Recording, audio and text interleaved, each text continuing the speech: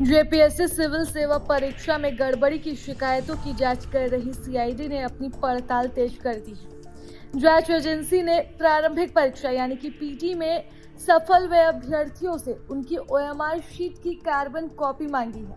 तो वहीं जेपीएससी के पूर्व अध्यक्ष अलख ख्यांते से लगातार दूसरे दिन बुधवार को भी घंटों पूछताछ की गई। पूछताछ के दौरान सीआईडी अधिकारियों ने ख्यांते से परीक्षा संचालन, चयन प्रक्रिया और भर्ती से जुड़े अलग अलग बिंदुओं पर जानकारी ली।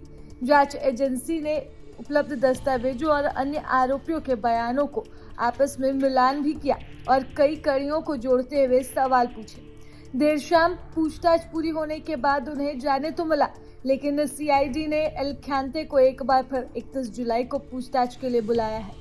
सीआईडी ने सफल अभ्यर्थियों से कहा है कि वह पेपर 1 और पेपर 2 की ओएमआर शीट की कार्बन कॉपी का पीडीएफ बनाकर या फिर फोटो खींचकर व्हाट्सएप या फिर ईमेल के जरिए सीआईडी की एसआईटी को भेजें।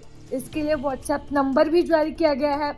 अगर आप पीटी में सफल अभ्यर्थी हैं तो आपको अपनी ओएमआर शीट की कार्बन कॉपी 9934309058 पर भेजना है। अगर आप मेल पर करना चाहते हैं तो मेल आईडी भी दी गई है।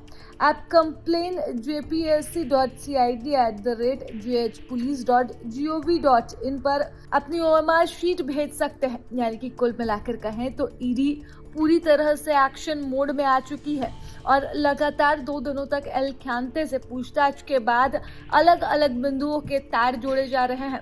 अब तक इस मामले में 10 गिरफ्तारियां हो चुकी है। ईडी ने अलख ख्यांते के आवास पर छापेमारी भी की। इसके लिए अब पूछताछ के लिए तीसरे दिन भी अलख ख्यांते को तलब किया।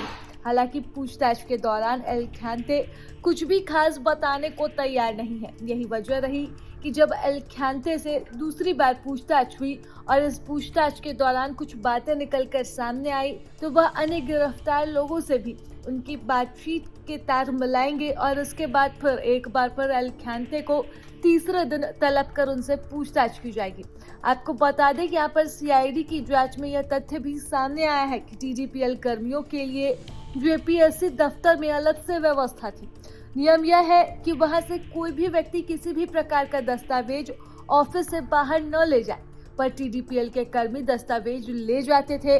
परीक्षा से जुड़ी सारी जानकारियां एजेंसी के पास थी और ऐसे में उन्हें रोकने के लिए आयोग के अध्यक्ष या अन्य अधिकारियों ने क्या किया, इस बात की भी जांच हो रही है।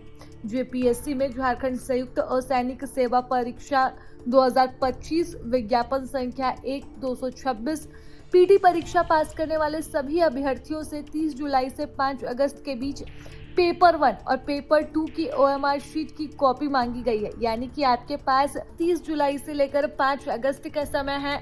आप अपनी ओएमआर शीट की कॉपी जल्द ही सीआईडी को भेजें। प्रभातखबर.com, विश्वास वही, रफ्तार नहीं।